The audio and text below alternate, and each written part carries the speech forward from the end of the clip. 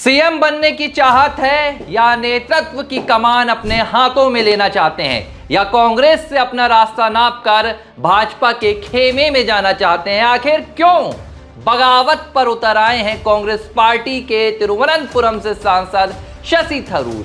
एक हफ्ते से ज्यादा का वक्त हो चुका है, लेकिन शशि थरूर का मसला अब भी थमने का नाम नहीं ले रहा है। लेकिन कहानी क्या है? क्यों शशि थरूर आखिर अपने सीएम के चेहरे को लेकर या नेतृत्व के कमान को लेकर कांग्रेस पार्टी से टकराने लगे हैं? 2009 से सांसद हैं, कांग्रेस पार्टी की सीट पर जीत कर आ रहे हैं, लेकिन अब कांग्रेस पार्टी को ही कटघरे पर खड़ा कर रहे हैं। और सवाल ये कि आखिर थरूर की बगावत की असली कहानी क्या है? क्या इसके पीछे कोई और राजनीतिक चाल है या वाकई शशि थरूर कांग्रेस की मजबूती चाहते हैं? अंदर की क्या बात है? राजनीति के राज में लिबरल टीवी में आपको ये बात पता चलेगी। नमस्कार, लिबरल टीवी देख रहे हैं आप, मैं हूं आर मोहन तिवारी और मेरे साथ देख रहे हैं आप राजनीति के राज, वो राज जो शायद आपको अखबारों की पन्नों की सुर्खियों में और मीडिया की हेडलाइंस में नजर नहीं आएंगे, लेकिन जब आप लिबरल टीवी पर आएंगे और हमारे इस कार्यक्रम को देखेंगे, इस शो को देखेंगे, तो आपको हर एक सियासी घटना के पर्दे के पीछे की कहानी राजनीति के राज में खुलती नजर आएगी। आज बात करेंगे शशि थरूर की।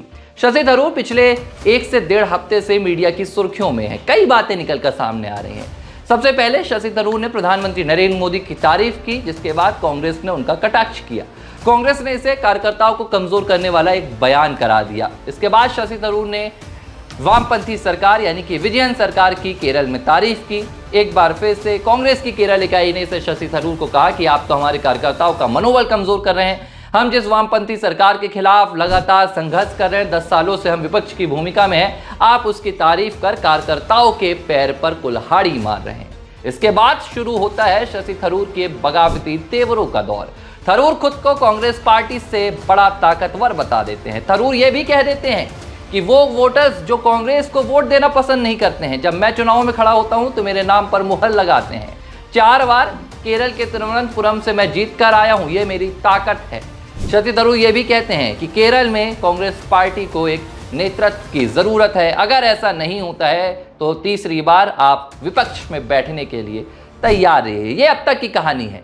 शशि थरूर ने पहले अपनी ताकत दिखाई, उन्होंने फिर यह भी बता दिया कि आप मुझे या तो मेरी जिम्मेदारी दे दीजिए, मुझे कोई बड़ी कमान दे दीजिए, मुझे कोई बड़ा पद दे दीजिए, और अगर ऐसा नहीं होता है तो मेरे पास विकल्प भी मौजूद हैं और आपके पास क्या होगा वो मैं बता देता हूं कि आप विपक्ष में बैठेंगे। अब सवाल यह कि आखिर शशि थरूर चाहते क्या है? शशि थरूर से यह भी पूछा जा रहा है कि आप भाजपा में जाएंगे या आप विजयन सरकार में जाना चाहते हैं। इस पर भी शशि थरूर सीधा सीधा जवाब नहीं देते हैं। जाहिर सी बात है, कोई भी ऐसा जवाब नहीं देता है। तो कांग्रेस पार्टी से शशि थरूर की चाहत क्या है? कांग्रेस पार्टी के भीतर शशि थरूर क्या डिमांड रख रहे हैं, इस पर बात करते हैं। देखिए, शशि थरूर ये बात जानते हैं कि वो कांग्रेस पार्टी जो अभी लगातार संघर्ष कर रही है, 99 सीटें जीतकर 2024 के लोकसभा चुनाव में जीती है, लेकिन अभी भी भारतीय जनता पार्टी और एनडीए का सामना करना कांग्रेस के लिए बहुत बड़ी एक बात है।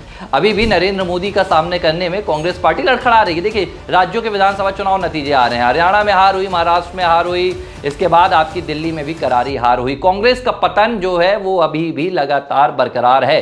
कहीं पर कांग्रेस पार्टी को बढ़त नहीं मिल रही है। शशि थरूर को यह पता है कि केंद्र की राजनीति में फिलहाल उनके पास बहुत कुछ नहीं होगा। अब शशि थरूर चाहते हैं कि केरल में कांग्रेस पार्टी उनको नेतृत्व दे। विजयन सरकार पिछले 10 सालों से है और एक एंटी इनकम्बेंसी की वहां पर उम्मीद देखी जा रही है कि कांग्रेस पार्टी वहां पर वापसी कर सकती है।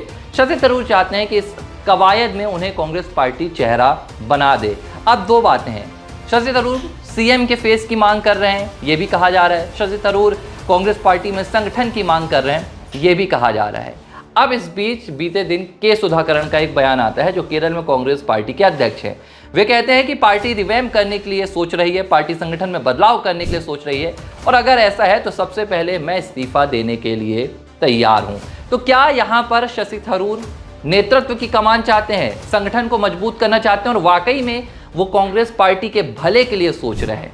वाकई में शशि थरूर क्या कांग्रेस पार्टी के केरल में नींव मजबूत करना चाहते हैं, या वो बगावत अब भारतीय जनता पार्टी के खेमे में जाने के लिए है, या शशि थरूर की यह बगावत अब भाजपा से बड़े पद की चाहत के लिए है? अब जो लोग ये सोच रहे हैं कि शशि थरूर भारतीय जनता पार्टी में केरल में शामिल हो जाएंगे, वो कहीं ना कहीं इस बात की अनदेखी कर रहे हैं कि थरूर सिर्फ एक राजनेता नहीं है, बल्कि थरूर एक पढ़े लिखे राजनेता हैं। थरूर को राजनीति समझ में आती है, थरूर को सियासी मायने समझ में आते हैं। थरूर को ये पता है कि अगर केरल से वो भाजपा के सीएम फेस भी घोषित हो जाते हैं तो फिलहाल भारतीय जनता पार्टी का केरल में क्या वोट बैंक है ये किसी से नहीं छिपा है।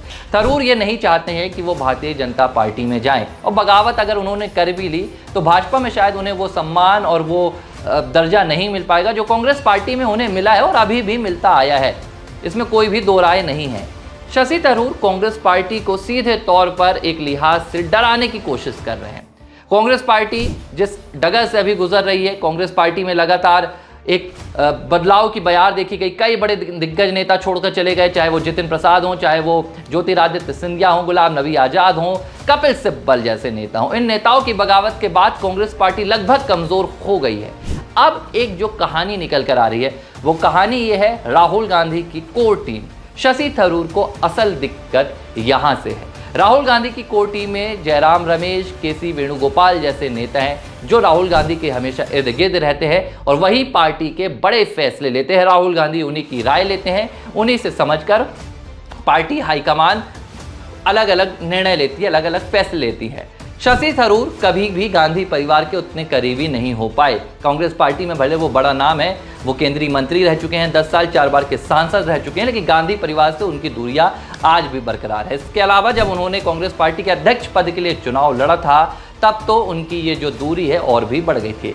अब शशि थरूर चाहते हैं कि जो केसी वेणुगोपाल और जयराम रमेश जैसे नेता हैं, शशि थरूर को या तो उस खेमे में एंट्री मिले, यानी कि कांग्रेस पार्टी का जो हाई कमान का फैसला लेने वाला एक विंग है एआईसीसी में, जो क्योंकि उन्होंने ये बात भी दोहराई थी कि मैं इस एआईसीसी में रह चुका हूं, लेकिन बावजूद उसके मुझे मेरी भूमिका समझ में नहीं आती है। शशि थरूर का जो बगावती रुख है वो सिर्फ एक डर दिखाने के लिए, कांग्रेस पार्टी को एक सीख देने के लिए कि आप समझ लीजिए ये हो सकता है। लेकिन इस बारे में कोई दो राय नहीं है कि शशि थरूर फिलहाल पार्टी छोड़कर जाने का मन बना रहे हैं या कांग्रेस पार्टी के अलावा किसी और पार्टी में शामिल हो सकते हैं। शशि थरूर चाहते हैं कि उन्हें केंद्रीय जो हाईकमान है, हाईकमान एक ऐसी जगह में बैठाए जहां से वो कांग्रेस पार्टी के लिए फैसले ले सके। तो ये पूरी कहानी है शशि थरूर की। ना तो वो बगावत करना चाहते हैं, ना वो सीएम का फेस बनना चाहते हैं, ना केरल में कांग्रेस का नेतृत्व चाहते हैं। शशि थरूर वो जगह चाहते हैं जो जगह जयराम रमेश लिए हुए हैं, जो जगह केसी वेणुगोपाल लिए हुए हैं। ये बात खुद शशि थरूर कई बार जग जाहिर कर चुके हैं कि हाईकमान में उनकी कोई भी पूछ परख नहीं होती है और राष्ट्र की राजनीति में, केंद्र की राजनीति में वो कहीं हाशिए पर नजर आ रहे हैं।